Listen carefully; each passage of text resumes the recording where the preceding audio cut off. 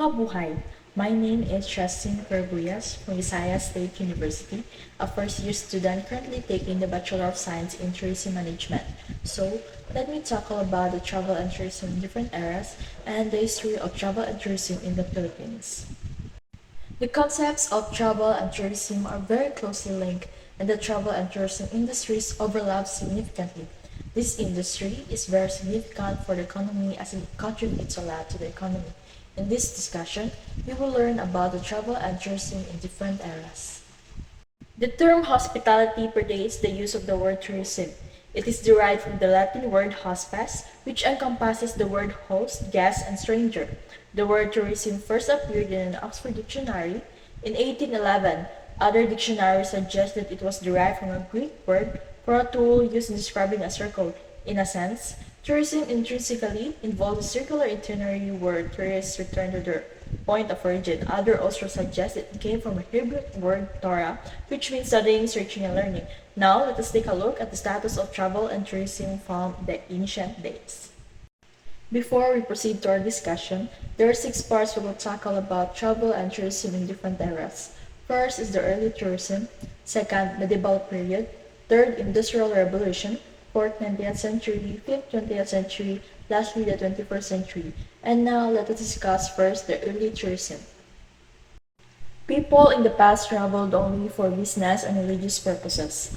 History tells us that merchants traveled extensively to trade products. When the Sumerians invented the money, uniform writing, and the wheels, the trading industry flourished.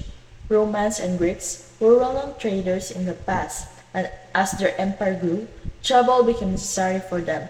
The improvement in first-class roads, inns, and communication aided the Roman travelers. The Roman also employed relays of horses, and every 6 miles a stable could be found where travelers could change horses. Because of this, distances of more than 100 miles could be reached in one day. Leisure travel existed already, but it was not yet widespread. It was limited only for a few and affluent families, like Greeks who traveled to witness the Olympic Games, which was first held in 706 BC, and Romans who traveled for pleasure and to visit friends and relatives. One of the best roads in Rome is the Appian Way. Perhaps it is the oldest road that still exists. It was one of the ancient Rome's most significant military and economic road. Religious travels were in the form of pilgrimages to places of worship. The cities of Rome and Jerusalem were the famous site for pilgrims in the past. Pilgrimages were taken to fulfill a vow, as in case of illness or great danger, or as retribution for sins. Aside from Rome and Jerusalem, Galicia, Spain became the foremost destination for English pilgrims in the 14th century. It houses the Santiago de Compostela Cathedral, reputed as a burial site of Saint James, an apostle of Jesus Christ, and a UNESCO World Heritage Site. Beginning in 1388, English pilgrims were required to obtain and carry permits, the precursor of the modern passport. The fall of the Roman Empire in the 5th century brought a decline in travel. Travel became difficult, dangerous, and demanding. Roads were not maintained and it became unsafe for travelers. Thieves inflicted harm on those who attempted to travel. No one traveled for pleasure during this time. Only the pilgrims and crusaders traveled this time. In this period, few renowned universities were developed. The British introduced travel for education, which became popular in the 16th century. During the reign of Queen Elizabeth, young aristocrat men who were aiming for a position in court were encouraged to travel within the continent to increase their knowledge. The education of a gentleman should be completed with a grand tour. The tour includes visiting different cultural centers on the continent for 3 years. Though expressed as an educational activity, the grand tour became more of social business. Venice, Florence, and Paris became the key attraction at the time. Grand tour was institutionalized for the upper class in the later part of the 18th century. The Great Bath, which is part of the Roman Baths, complies in Bath, England. It is mostly untouched and remains an example of what bathhouses were like in ancient Rome. Aside from educational travel, people also travel for health and wellness. Sick people travel and sought for a remedy for their illnesses in medical bath or spa, a term which derived from the word spa, which means fountain. Entertainment was added, and many of the watering places became a resort hotel. The Industrial Revolution brought significant changes in the type and scale of tourism development. Aside from technological changes, it brought social changes that made travel more desirable. The increase in productivity, job realization, and growing urbanization give workers time and more motivation to go on a holiday. People at this time usually go to the countryside or seashore. It led to the creation of working class resorts near major industrial hubs. The advancement of technology made travel more convenient, and the earlier part of the 19th century, the railway system and the steam power were introduced. Initially, the railway was not created to promote travel and tourism. However, during the mid-19th century, the railway system provided a convenient and comfortable transport system for pleasure travelers. Photography and instructional materials such as guidebooks and travelogues became popular. Among the guidebooks, printed the Baedeker guidebooks were the most popular because it does not only contain basic information but it also includes details on how to visit the destination and suggested tourist attractions that are worth visiting. In the late years of 19th century, tourism became more organized and it became an institution. Cox and Kings was the first known travel agency, but they only catered to the travel needs of the British Royal Armed Forces. In 1841, Thomas Cook opened the first leisure travel agency, the Thomas Cook and Sons, to help Britons provide their lives by seeing the world.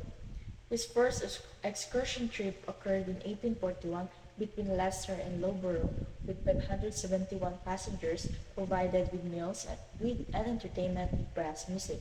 And from 1855, Cook offered a guided vacation abroad. In 1866, he introduced the circular notes which were accepted in the banks, hotels, restaurants, and shops. The development of the travel and tourism industry has been interrupted at several critical points in history, including World War I and World War II. During World War I, tourism became stagnant, but after the war, the demand for international travel increased and a large-scale migration occurred.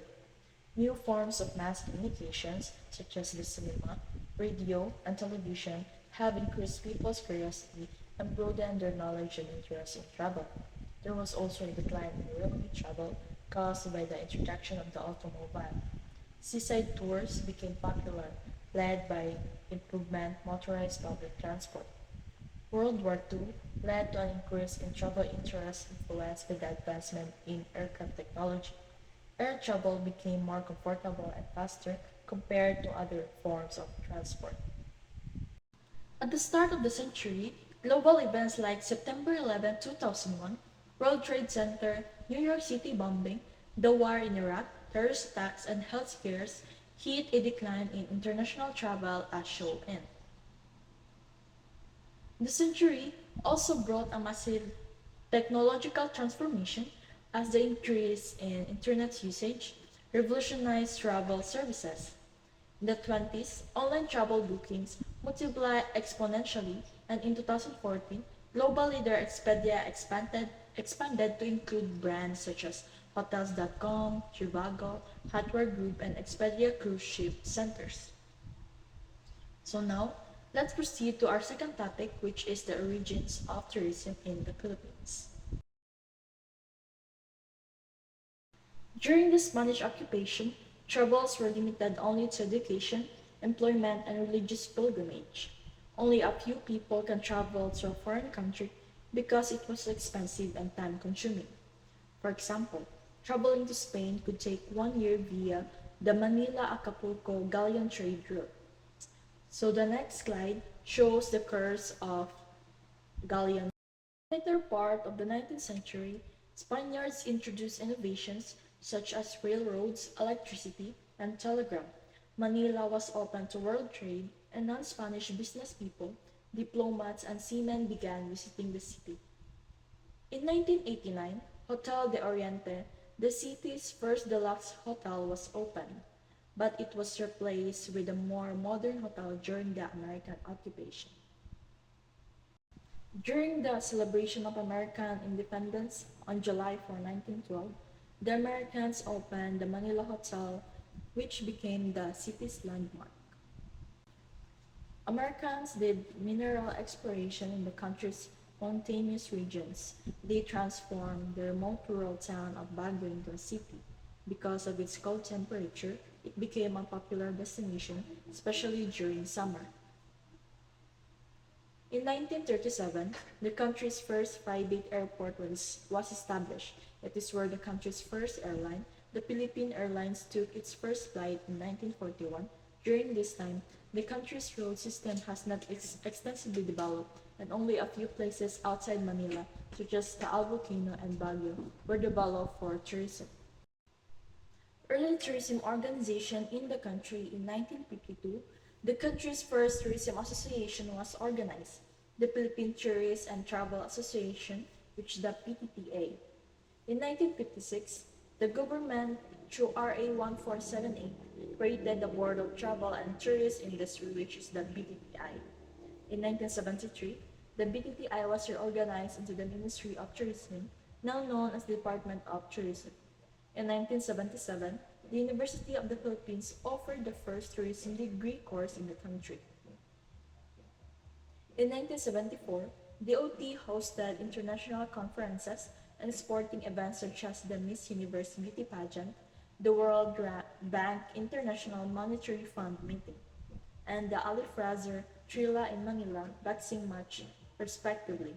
In 1989, DOT launched its first promotional campaign with the slogan Fiesta Island, Philippines. In the 1990s, local civil aviation boosted tourism in the country when budget airlines entered the business and more provincial airports were opened to international flights.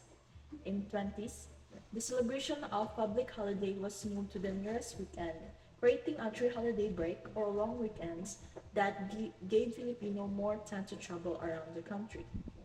In 2010, tourism in the country faced three major crises. First was the criticism of the marketing campaign Pilipinas Kay Ganda.